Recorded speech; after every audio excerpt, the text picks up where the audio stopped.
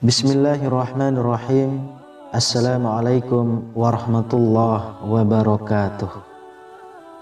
Syukur alhamdulillah, senang sekali rasanya kita bisa berjumpa lagi di channel ini.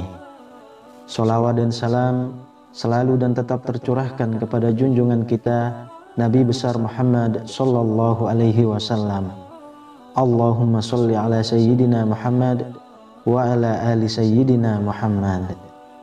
Harapan dan doa saya semoga saudaraku semuanya yang menonton video ini selalu diberikan kesehatan, dilapangkan rezekinya, diampuni dosa-dosanya, dan dipanjangkan umurnya.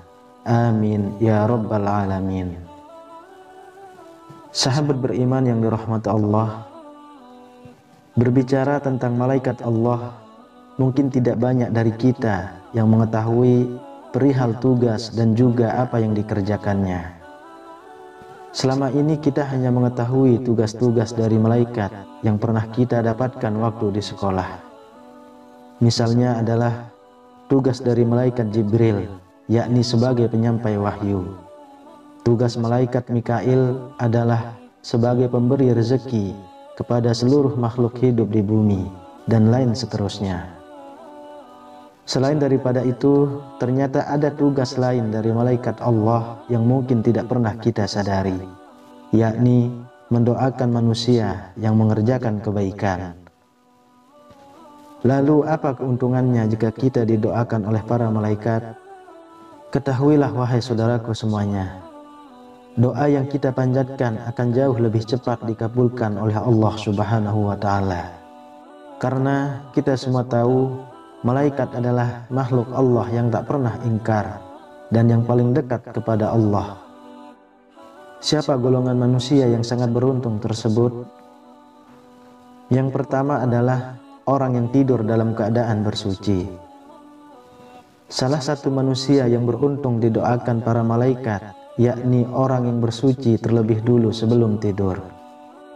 Kebiasaan ini memang terlihat mudah, akan tetapi cukup sulit untuk dikerjakan. Bagi orang yang kuat iman dan takut kepada Allah, tentu sebisa mungkin akan menyempatkan waktu untuk bersuci terlebih dulu sebelum tidur.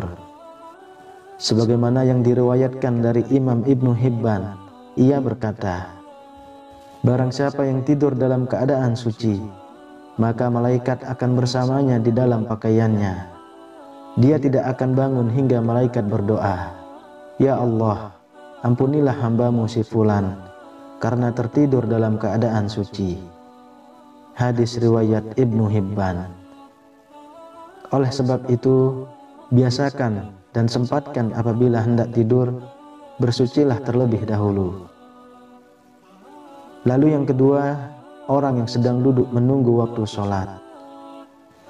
Dari Abu Hurairah radhiyallahu anhu, Rasulullah Shallallahu alaihi wasallam pernah bersabda, tidaklah salah seorang di antara kalian yang duduk menunggu sholat selama ia berdoa dalam keadaan suci, kecuali para malaikat akan mendoakannya, ya Allah, ampunilah ia, ya Allah, sayangilah ia. Hadis riwayat Muslim. Yang ketiga, orang yang berada di shaf depan dalam sholat berjamaah.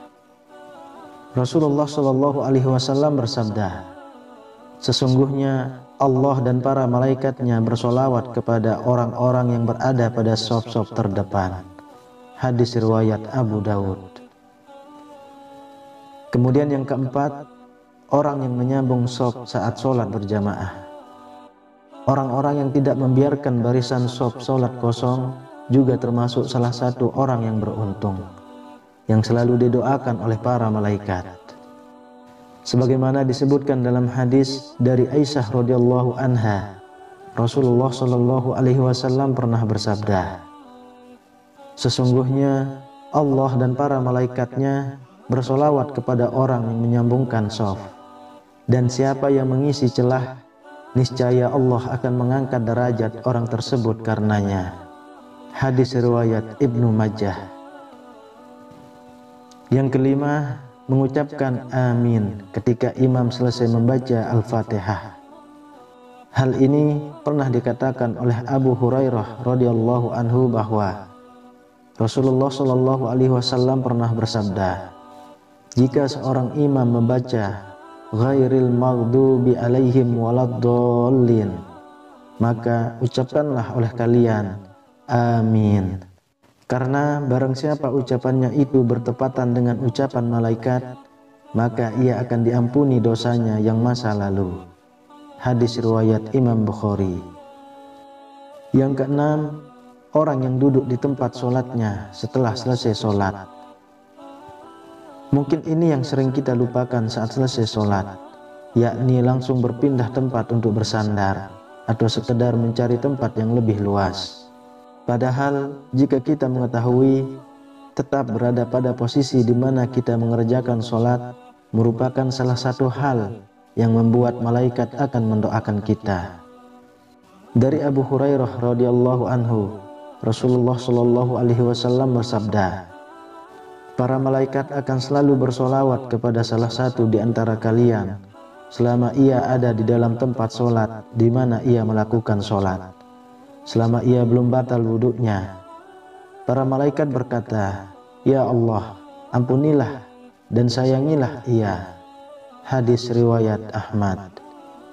Oleh sebab itu, hindari sebisa mungkin langsung berpindah tempat setelah selesai sholat sebelum berzikir dan bermunajat kepada Allah Subhanahu wa Ta'ala. Yang ketujuh, orang yang melakukan sholat subuh dan asar berjamaah. Abu Hurairah radhiyallahu anhu berkata, Rasulullah shallallahu alaihi wasallam bersabda, para malaikat berkumpul pada saat sholat subuh, lalu para malaikat yang menyertai hamba pada malam hari yang sudah bertugas malam hari hingga subuh naik ke langit. Sedangkan malaikat yang bertugas pada malam hari tetap tinggal. Lalu Allah bertanya kepada mereka, bagaimana kalian meninggalkan hambaku?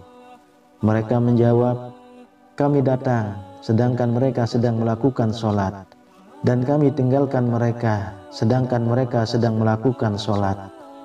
Maka ampunilah mereka pada hari kiamat. Hadis riwayat Ahmad. Yang kedelapan, orang yang mendoakan saudaranya tanpa sepengetahuan yang didoakan. Rasulullah shallallahu alaihi wasallam bersabda, doa seorang muslim untuk saudaranya yang dilakukan tanpa sepengetahuan orang yang didoakannya adalah doa yang akan dikabulkan. Pada kepalanya ada seorang malaikat yang menjadi wakil baginya. Setiap kali dia berdoa untuk saudaranya dengan sebuah kebaikan, maka malaikat tersebut berkata, amin, dan engkau pun mendapatkan apa yang ia dapatkan. Hadis riwayat Imam Muslim. Oleh sebab itu, doakanlah kebaikan kepada saudara-saudara kita yang mungkin sedang tertimpa musibah atau bahkan yang menyakiti hati kita. Insya Allah kita akan didoakan para malaikat supaya diberikan kekuatan dan kelapangan dari Allah Subhanahu wa Ta'ala. Yang kesembilan, orang yang berinfak. Dari Abu Hurairah radhiyallahu anhu, ia berkata bahwa Rasulullah shallallahu alaihi wasallam pernah bersabda, tidak satu hari pun di mana pagi harinya seorang hamba ada padanya kecuali dua malaikat turun kepadanya.